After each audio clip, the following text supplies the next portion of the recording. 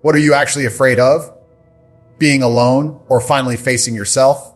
Most men stay trapped in relationships long after the love has died, not because the woman is special, but because they've tied their entire sense of worth to her presence.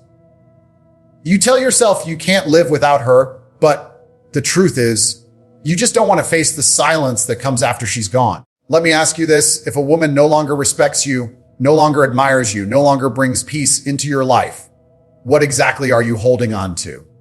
A memory, a fantasy, or just the fear of starting over?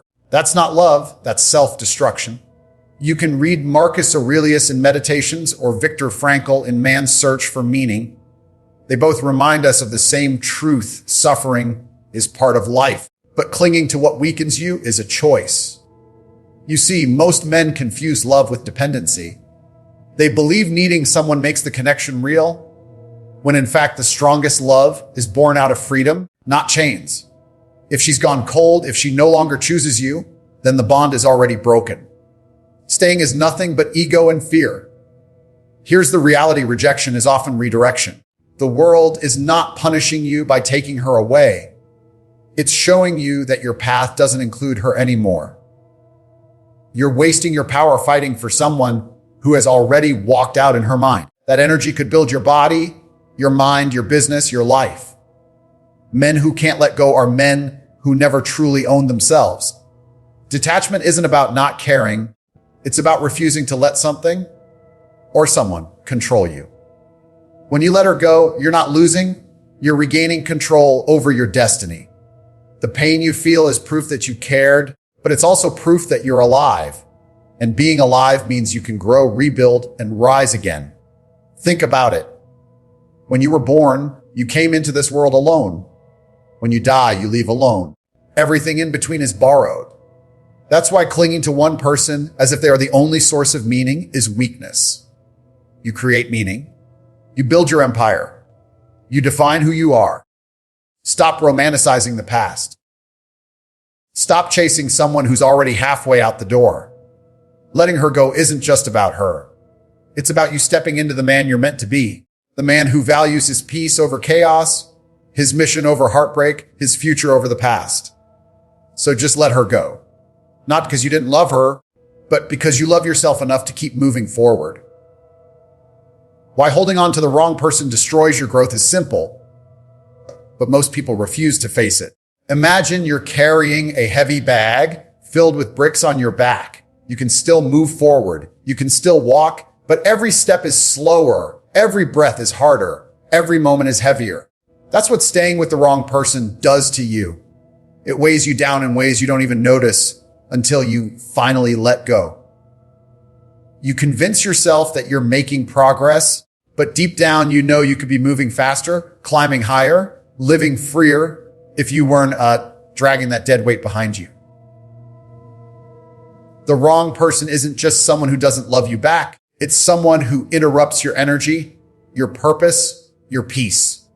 You start sacrificing your goals, lowering your standards, ignoring your instincts, all because you're afraid of losing them. But what you're really losing is yourself. And when you lose yourself, your growth dies with it. Every minute spent trying to fix what doesn't want to be fixed is a minute stolen from the man or woman you could have become. Think about the greatest men and women who ever lived. Do you think they reach greatness by clinging to people who drain them? No. They built their lives by aligning themselves with strength, with vision, with purpose. When you hold on to the wrong person, you delay that destiny. You might think you're protecting your heart, but in reality, you're chaining it, keeping it from expanding, from exploring, from finding what it truly deserves. And here's the harsh truth. The longer you hold on, the more you shrink. You shrink your potential, your confidence, your courage. The world doesn't wait for you to get over her. It keeps moving. While you're stuck replaying memories and holding on to fantasies, life is passing you by. Growth requires space, and if your arms are wrapped tightly around someone who isn't meant for you, then your hands are too full to grasp the opportunities life is offering. So, when I say holding on to the wrong person destroys your growth, I don't mean in small ways. I mean, it keeps you from evolving entirely. It's like trying to run a race with your feet tied together. You won't just be slower, you won't even finish. You're better off cutting the rope, facing the pain, and finally moving forward unchained. Because the moment you let go, the moment you release that weight, your entire life accelerates. You become lighter, stronger, and unstoppable. Attachment blinds you to reality in ways that feel comforting at first, but turn into traps over time. When you're attached, you don't see things as they are. You see them as you want them to be. You start ignoring red flags, overlooking disrespect, excusing behavior that should never be excused. You convince yourself that love means loyalty no matter what, when in truth, you're just scared of facing the world without that person by your side. The human mind is powerful, but also dangerous when it's desperate. It builds illusions. It edits memories. It takes one sweet moment and stretches it across months of chaos just so you can keep believing it's worth staying. That's what attachment does. It edits reality in your favor, even when that favor is slowly destroying you. You're not really in love with the person standing in front of you. You're in love with the version of them that exists in your imagination. And that version, that's the one that blinds you. There's a difference between love and attachment. Love is clear-eyed. It sees both the flaws and the beauty and accepts them honestly. Attachment refuses to see the flaws. Attachment builds a cage in your mind and convinces you it's a palace. You tell yourself you can't live without them, but that's not truth. That's fear disguised as devotion. When you're attached, you don't question anymore. You don't ask yourself, is this relationship making me better? Is this person respecting my growth? Is this bringing me peace? Instead, you only ask, what if I lose them? And that single question drowns out every answer that could set you free. Attachment steals your vision. It makes you think short term, I just need them here today, and blinds you to the long-term damage, years of wasted potential, broken self-worth, and missed opportunities. It's like staring at a single candle in a dark room, thinking that's the only light you'll ever have, when outside, the sun is waiting to rise. To break free, you have to see clearly. You have to strip away the fantasy and look at the facts. Does this relationship actually align with your values, your future, your sense of self? Or is it only feeding your fear of being alone? Once you can answer that honestly, you'll realize that most of what you thought was love was nothing more than attachment keeping you blind. The power of self-respect when letting go is everything, because without self-respect, you'll keep crawling back to what broke you. Most people don't stay stuck because the other person is too amazing. They stay stuck because they don't value themselves enough to walk away. When you don't have self-respect, you'll tolerate being ignored, being disrespected, being treated as an option, just because you're too afraid of losing someone who already lost interest in you. But here's the truth. The way you allow others to treat you is a direct reflection of how much you respect yourself. If you set no standard, they will walk all over you. If you refuse to enforce your worth, they will keep lowering it. The moment you decide, I deserve better than this, you shift the entire game. Self-respect is the shield that keeps you from begging for scraps when you deserve the whole table. Letting go isn't weakness, it's power. It's you saying, I don't need someone to validate me, I validate myself. And when you walk away with dignity, you're not losing love, you're reclaiming strength. You're sending a message not only to them, but to yourself that you will never compromise who you are just to keep someone else comfortable. Think about it. Would you rather lose someone else or lose yourself? Too many people choose the first option. They cling so tightly that they let go of their self-worth, their principles, their peace. But real strength lies in choosing you. That's what self-respect is. It's choosing you, even if it means standing alone for a while. Every great leader, every strong individual, every person who built something worth remembering had to master this lesson. They had to walk away from what didn't honor them. They had to protect their boundaries like their life depended on it, because it did. Without self-respect, you're not living, you're surviving. and survival is not the same as growth. So when it hurts, when your heart feels like it's being ripped apart, remember this: you're not just letting go of her. You're holding on to yourself. And there is nothing more powerful, more magnetic, more unstoppable than a person who refuses to compromise their self-respect. Understanding love versus dependency is where most people fail, because they confuse the two so deeply that they can't tell which one they're living in. Love is freedom. Dependency is prison. Love says, I choose you because you add to my life. Dependency says, I need you because without you, I'm nothing. And the moment your relationship slips into dependency, you're no longer partners. You're captives. Love is when two complete people come together to share their lives. Dependency is when two incomplete people cling to each other, hoping the other will fill the emptiness inside. But no one can complete you. That's the lie you tell yourself to justify the chains you've put on. The truth is, if you are not whole on your own, you will always be a hostage to whoever gives you temporary comfort. The danger of dependency is that it blinds you to reality. You tolerate things you never should. You bend until you break. You silence your voice just to keep the other person from leaving. That isn't love. That's fear dressed up as devotion. Love doesn't demand that you shrink.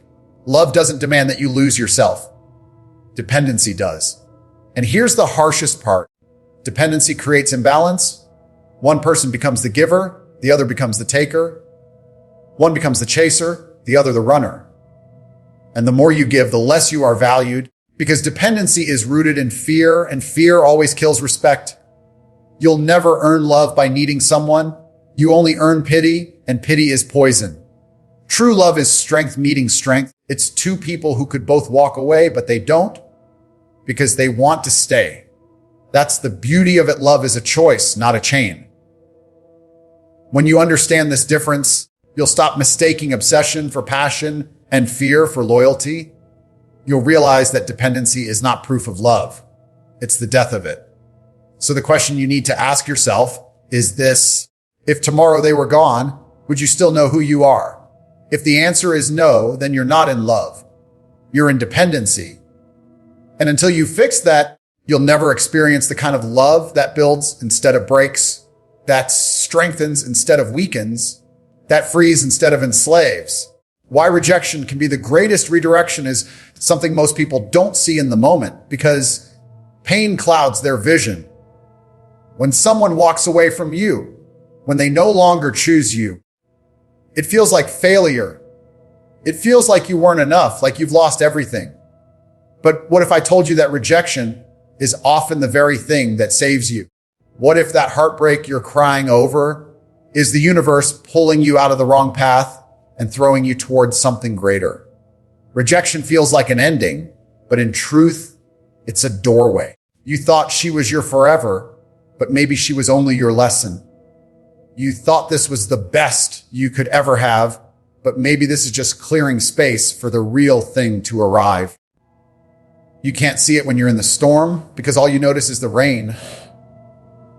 But once it clears, you realize that the storm washed away everything that wasn't meant for you. Look back at your life.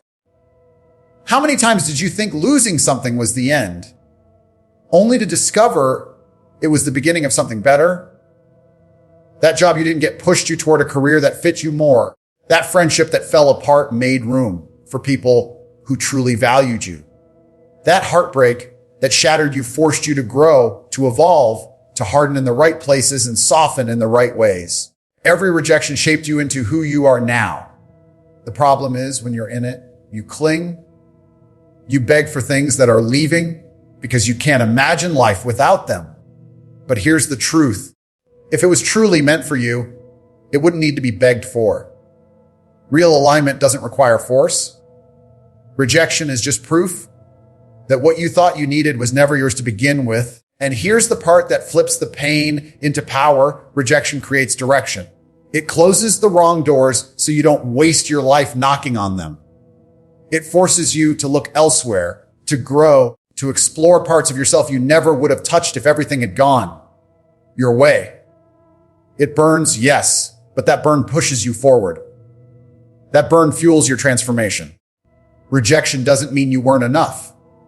It means the story you were trying to write with that person wasn't your story to live. The greatest chapters of your life are still unwritten. And sometimes the only way to turn the page is for someone to walk out. So the next time rejection breaks you, remind yourself this isn't the end. It's a redirection. And one day, you'll look back and thank the pain that pushed you where you were always meant to go. Building strength through detachment is one of the hardest lessons you'll ever learn, but it's also one of the most freeing. Detachment doesn't mean you stop caring. It doesn't mean you become cold or heartless. It means you stop giving people the power to control your emotions, your decisions, your peace. It's the ability to love deeply without losing yourself in the process. Most people think strength comes from holding on. They believe endurance equals loyalty, that if they can survive endless pain, it proves they're strong. But real strength isn't in how tightly you grip. It's in how calmly you can let go. It's in the discipline of saying, this doesn't serve me anymore, and walking away even when your heart is screaming to stay. That's detachment, the courage to put your future above your feelings. Think of a warrior. A warrior doesn't get attached to the battlefield. He fights where he must, he adapts, and when the battle is over, he moves on. If he stood still clinging to the last war, he'd never survive the next one. Life works the same way. If you stay attached to what's already gone, you'll bleed out in battles that no longer exist. Detachment is sharpening your focus so you're ready for the next challenge, the next opportunity, the next level. The strongest version of you is not the one who clings. It's the one who can smile, release, and keep walking forward. Because here's the truth. Everything in this life is temporary. People come and go. Moments pass. Nothing is promised. The only thing that stays is you. And if you tie yourself too tightly to something that isn't permanent, you'll collapse when it disappears. Detachment builds resilience. It teaches you that even if you lose everything, you still have yourself, and that's enough to rebuild. Detachment is also freedom. When you don't need someone to stay, you can truly enjoy them when they're there. You don't love out of fear, you love out of choice. And when they leave, you don't crumble because your foundation was never built on them. It was built on you. So build strength through detachment. Learn to release what tries to hold you back. Learn to stand alone without breaking. The man or woman who masters detachment becomes unstoppable because nothing can be taken from them that they aren't willing to let go of. And when you live like that, you don't just survive heartbreak. You rise above it stronger, sharper, freer than before. The importance of focusing on your purpose instead of pain is what separates people who stay broken from people who rise stronger. Pain is loud. It screams in your head. It drowns your sleep. It whispers in your quiet moments, reminding you of everything you lost. And if you're not careful, you'll spend months, even years, orbiting around that pain like it's the center of your universe. But here's the thing. Pain only has power when you give it attention. The moment you shift your focus from what hurt you to what drives you, you take that power back. Purpose is the cure for heartbreak. Purpose is what makes the sleepless nights bearable. Because even if your heart is bleeding, your vision pulls you forward. When you're consumed by purpose, you don't have time to sit around, replaying old conversations or stalking her online. You're too busy building, too busy becoming, too busy proving to yourself that your story didn't end with her leaving, it just began. The people who crumble after heartbreak are the ones who let their pain become their identity.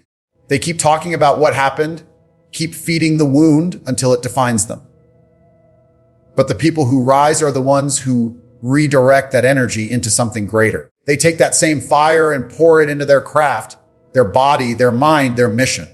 They realize that pain can either paralyze you or fuel you. And the choice is always yours. When you focus on purpose, you stop asking, why did this happen to me? And you start asking, how can I use this? That's the shift. That's where strength is born.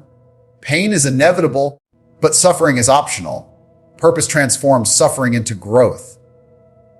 Purpose takes the weight of heartbreak and turns it into muscle. And here's the truth most people don't want to admit. Chasing her won't heal you, but chasing your mission will. Sitting in self-pity won't bring her back, but building your empire will make you so strong that one day you won't even care she left. Purpose rewires your perspective. Instead of seeing loss, you start seeing space for better opportunities, for better relationships, for a better version of yourself. So don't waste your energy trying to fix what broke you. Put that energy into building the life you've always wanted. Because at the end of the day, your purpose will outlast every heartbreak, every rejection, every goodbye. Pain is temporary. Purpose is permanent. And once you lock into that, nothing, not even the sharpest heartbreak, can hold you down. How letting go creates space for something better is the truth most people overlook when they're drowning in heartbreak. When you're holding on to someone who isn't meant for you, your hands are full, your heart is full, your mind is full. And because of that, there's no room for anything new to enter. You can pray for better, you can beg for better, you can wish for better. But as long as you're clutching what's already broken, you've left no space for the blessings you say you want. Letting go isn't just about releasing a person.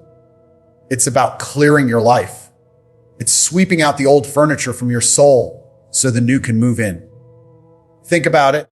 If you keep every piece of junk you've ever owned, your house turns into a storage unit. And that's what many people's hearts look like. Cluttered, cramped, overfilled with memories and attachments that block the flow of anything fresh. You want love. You want growth. You want peace. Then you have to make room for it. And here's the secret. Life always rewards the brave. The moment you let go, the moment you unclench your fists, you open yourself up to possibilities that were impossible while you were stuck in the past. That peace you've been craving, it comes after the release. That partner who truly respects and cherishes you. They appear only when you stop chasing the one who doesn't. That version of yourself you dream of becoming, you only meet them when you finally put down what was holding you back. The fear of letting go tricks you into believing that this is the best you'll ever have. But that's a lie. Life doesn't run out of chances. It doesn't run out of people. It doesn't run out of opportunities. What it runs out of is time. Time wasted on clinging, on replaying, on refusing to open the door to what's waiting. Letting go creates emptiness. Yes, but emptiness isn't your enemy. It's a signal. It means space has been cleared. And space is possibility. Space is potential. Space is the universe saying, now I can send you what's next. So don't see letting go as loss. See it as preparation. You're not just releasing her. You're preparing yourself for what's meant for you.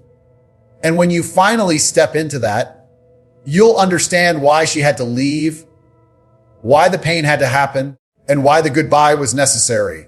Because sometimes the best thing you can do for your future is let go of your past.